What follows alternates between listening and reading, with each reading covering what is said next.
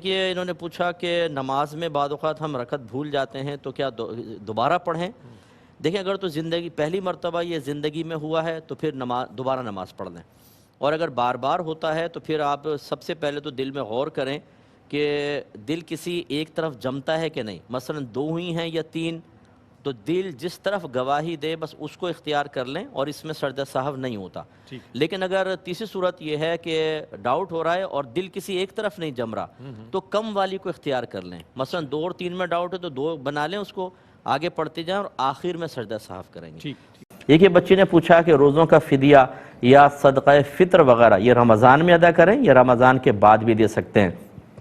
دیکھیں، فدیہ تو پوری زندگی وقت ہے۔ اگر کسی کو پر فدیہ لازم ہو جاتا ہے، جیسے کوئی بہت ہی بوڑھے ہیں، اب آئندہ زندگی میں روزے رکھ ہی نہیں سکتے، کوئی بہت بیمار ہے، آئندہ صحت کی امید نہیں ہے، تو وہ ایک صدقہ فطر کی مقدار ایک روزے کے بدلے میں صدقہ کر دیں، اس کو فدیہ کہتے ہیں۔ یہ رمضان میں بھی دے سکتے ہیں، رمضان کے بعد بھی دے سکتے ہیں۔ صدقہ فطر جو ہے اس کا مستحب وقت ہے عید سے پہلے ادا کرنا۔ یہ اکثر ہمارے یہاں ہوتا ہے، سٹال لگے ہوتے ہیں، لوگ عید کی نماز پڑھنے آ رہے ہوتے ہیں، وہاں دے رہے ہوتے ہیں، یہ مستحب ہے، لیکن اس سے بھی افضل یہ ہے کہ رمضان کے دوران ادا کیا جائے۔ کئی صحابہ کرام رمضان کے دوران ادا کرتے تھے، اس کی وجہ یہ تھی تاکہ غریب تک مال پہنچے اور وہ عید کی تیاری کر سکے، لیکن اس کا وقت بھی پوری زندگی ہے۔ لہذا اگر کسی نے یہ سمجھا کہ عید گزر گئی، ہم صدقہ فطر ادا نہیں کر سکے تو اب وہ معاف ہو گیا، ایسا نہیں ہے، بعد میں بھی آپ ادا کر سکتے ہیں، لیکن خواہ تاخیر کی تو یہ مناسب نہیں ہے۔ عذر کے سبب ہے تو پھر اللہ تعالیٰ معاف فرمانے والا ہے۔ ایک یہ کویسچن ہوا تھا کہ ایک بچہ چھٹے مہینے میں پیدا ہو گیا، اس نے سانس ضرور لی لیکن پھر انتقال ہو گیا، گھر والوں کو مسئلہ معلوم نہیں تھا، ایسے ہی دفنا دیا بغیر جنازے کے۔ تو وہ کہتے ہیں کہ اب ہمیں پتہ چلا کہ جنازہ پڑھنا چاہیے تھا، تو اب یہ بھی سنا ہے کہ قبر پہ جنازہ پڑھ لیا جائے، کیا حکم شرع ہوگا؟ دیکھیں، اس میں مسئلہ یہ ہوتا ہے اگر بغیر جنازے کے دفنا دیا جائے اور یہ یقین ہو کہ ابھی لاش پھولی پھٹی نہیں ہوگی، پھر تو جنازہ پڑھ سکتے ہیں۔ لیکن اگر یہ یقین ہے کہ پھول پھٹ گئی ہوگی اور یہ ماحول اور زمین کے اعتبار سے مختلف ہو سکتا ہے، گرم موسم ہو، گرم زمین ہو، شور زدہ زمین ہو، جلدی لاش پھٹ جاتی ہے اس میں، تو اس لیے اب یہ غور کر لیں کتنا عرصہ گزرا بچے کو دفنائے ہوئے، اگر یقین ہے کہ لاش پھول پھٹ گئی ہوگی تو پھر رہنے دیں۔ ہاں، جتنے جانتے تھے اور انہوں نے جنازہ نہیں پڑھا، چاہے لا علمی کی بنا پر، لیکن اتنا جانتے تھے کہ بچہ فوت ہوا ہے، وہ سب کے سب اللہ تعالیٰ کی بارگاہ میں توبہ کریں۔ ایک انہوں نے پوچھا کہ میری والدہ نے فوت ہوتے وقت، کسی کی والدہ نے فوت ہوتے وقت کلمہ پڑھ لیا، تو دوسرا نے کہا کہ اب تو اللہ تعالیٰ بھی معاذ اللہ اس کو جنت میں جانے سے نہیں روک سکتا کیونکہ کلمہ پڑھ لیا، کیا حکم شرع ہوگا؟ دیکھیں، والدہ نے کلمہ پڑھا، وہ جنت میں جائیں گی نہیں جائیں گی وہ الگ مسئلہ ہے، جس نے یہ جملہ کہا کہ اب تو اللہ بھی نہیں روک سکتا، یہ دائرہ اسلام سے خارج ہو گیا، اور اسے تجدید ایمان اور تجدید نکاح کی ضرورت ہے اور کرنی پڑے گی، نہیں کریں گے تو پھر یہ اس کا آخرت میں ٹھکانہ بہت برا ہوگا۔ اور اگر آپ سب کے سامنے اعلانیہ کیا اور اس کو کہا کہ آپ تجدید ایمان تجدید نکاح کریں اور نہ مانیں، تو ایسے شخص کا سوشل بیک آؤٹ کرنا ضروری ہوتا ہے کہ اسے اپنے سے دور کر دیں، نہ اس کو شادی غمی میں بلائیں، نہ اس کی شادی غمی میں جائیں جب تک توبہ نہ کر لیں۔ جب اس طرح کے کفریات کو ہم معمولی سمجھ کے نظر انداز کرتے ہیں تو گویا کہ ہم خود اپنے اس پازیٹیو رویے سے کسی کو کفر کے اوپر استقامت دلوا دیتے ہیں، اسے مضبوط کر دیتے ہیں، اللہ اس کے رسول کی اہمیت خود ان کے قلوب سے نکال دیتے ہیں، تو ہم بھی برابر کے جرم میں شریک کہلائیں گے۔ تو لہٰذا یاد رکھیے، جس نے آخر میں کلمہ پڑھ لیا، یہ تو نبی کریم نے فرمایا کہ جس نے پہلا جس کا کلام لا الہ الا اللہ اور آخری کلام لا الہ الا اللہ ہو وہ جنت میں جائے گا۔ تو ان کی والدہ نے کیا پہلا کلام لا الہ الا اللہ پڑھا تھا، یا یہ بس انہوں نے اپنے پاس سے ایک نکال لیا کہ آخری ٹائم میں کلمہ پڑھا تو ضرور جنت میں جائیں گے؟ دوسری بات یہ ہے کہ یہ بھی کوئی کنفرم نہیں ہوتا کہ آدمی پہلے اور بعد میں اگر کلمہ پڑھے گا تو ضرور جنت میں چلا جائے گا۔ اگر اس نے بیچ میں کوئی معاذ اللہ ثم معاذ اللہ کوئی ایسے قصور کیے ہیں جو حقوق و لباس سے تعلق رکھتے ہیں اور اللہ تعالیٰ چاہے تو اس پہ گرفت فرمانا چاہے تو بالکل کر سکتا ہے، یہ کوئی اللہ تعالیٰ مجبور محض نہیں ہو گیا۔ جب اس طرح کے احادیث میں کوئی فضیلت بیان ہوتی ہے تو سینکڑوں کنڈیشنز کے ساتھ ہوتی ہیں جو ذکر نہیں کی گئی ہوتی ہیں، ہم صرف ظاہری الفاظ کو لے کر اور پھر اس طرح اللہ تعالیٰ کو معمولی سا بنا کر پیش کرنا، جیسے اللہ مجبور ہو گیا، کچھ نہیں کر سکتا، اس نے کلمہ پڑھ لیا اب تو اللہ تعالیٰ بھی اس کو نہیں روک سکے گا،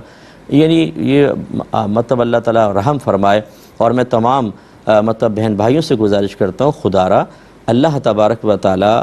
کہ پہلے سیکھیں کہ اللہ تعالیٰ ہے کون، اس کا انٹروڈکشن سیکھیں، اپنے اولاد کو سکھائیں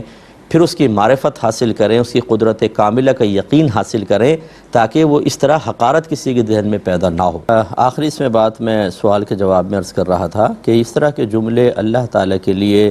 کہ جی اللہ ابھی اب اس کو جنت میں جانے سے نہیں روک سکتا، یہ کیوں پیدا ہوتے ہیں؟ اس لیے کہ ہمیں معرفت الہی بہت ہی کم حاصل ہوتی ہے،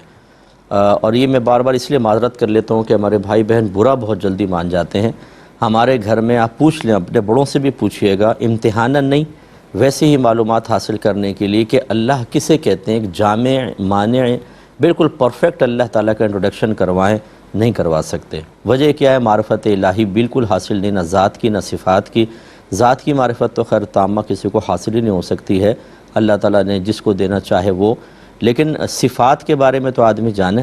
ایسے اللہ تعالیٰ کی عظمت پر غور و تفکر کرنا، اس کی جو قدرت کے دلائل کائنات میں ہیں ان پر غور و تفکر کر کے اس سے اللہ تعالیٰ کی عظمت کا اندازہ کرنا، یا قرآن پڑھنا کہ بارہا اللہ تبارک و تعالیٰ نے کفار کو اسلام کی طرف مائل کرنے کے لیے اپنے احسانات یاد دلائے ہیں۔ کبھی اللہ نے فرمایا کہ تم نے نہیں دیکھا کہ کیسے اللہ نے دن کو رات میں، رات کو دن کے اندر داخل فرمایا، آسمان بنائے، زمین کو کیسے بچھایا، وہ جب مردہ زمین ہوتی ہے بارش برساتا ہے کیسے وہ سرسبز ہو جاتی ہے۔ یعنی ان دلائل پر غور کرنے کا حکم دیا ہے تاکہ اللہ کی عظمت دل میں آئے اور وہ اس کو حقیر نہ سمجھیں۔ جب اللہ تعالیٰ کی دل میں عظمت پیدا ہوتی ہے، اسے حقیر نہیں سمجھتے، تو پھر جس کی تعظیم ہمارے قلب میں ہوتی ہے ہم اس کی اطاعت کی طرف خوشی کے ساتھ آتے ہیں، رغبت کے ساتھ آتے ہیں۔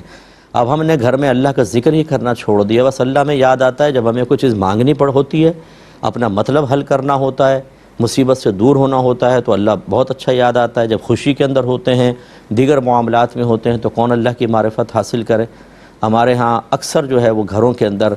باقاعدہ گفتگو جیسے اللہ کی توحید کا بیان ہو، اللہ تبارک و تعالیٰ کی عظمت کا بیان ہو، اس کے کبھی درس دیکھیں آپ نے گھر میں یا رکھیں آپ نے گھر کے اندر؟ عشق الہی پر گفتگو ہو، محبت الہی پر گفتگو ہو، یہ اجنبی ہیں یہ چیزیں، یعنی یہ موضوعات ہمارے گھروں میں اکثر اجنبی ہیں۔ اسی وجہ سے پھر حقارت الہی پیدا ہوتی ہے قلب کے اندر، چھوٹی چھوٹی باتوں کو اللہ ایسا نہیں کر سکتا، ویسے نہیں کر سکتا۔ پوری کائنات کا نظام وہ چلا رہا ہے، اس بے نقص نظام کو اس نے بنایا، کسی مخلوق سے ایک لمحہ بھی وہ غافل نہیں، وہ چاہے تو جو چاہے وہ کر سکتا ہے، ان اللہ علی کل شیء قدیر۔ لیکن یہ بیچارے اللہ کو وہی مجبور محض سمجھے ہوئے ہیں، اس لیے ناراض مت ہوئیے گا، بالکل کوشش کریں کہ اللہ تعالیٰ کی اچھی معرفت حاصل کریں۔ اس کے لیے اگر تھوڑا بہت آپ حاصل کرنا چاہیں تو یوٹیوب پر میری تفسیر قرآن ہے، تدبر قرآن، جو میں نے کیو ٹی وی میں 3 سال میں ریکارڈ کی تھی، آپ اس کو دیکھیں، فرسٹ ایپیسوڈ سے دیکھنا شروع کریں انشاءاللہ۔ جب جہاں اللہ کی عظمت کی، توحید کی بات آئے گی تو وہاں میں نے کافی کلام کیا ہے،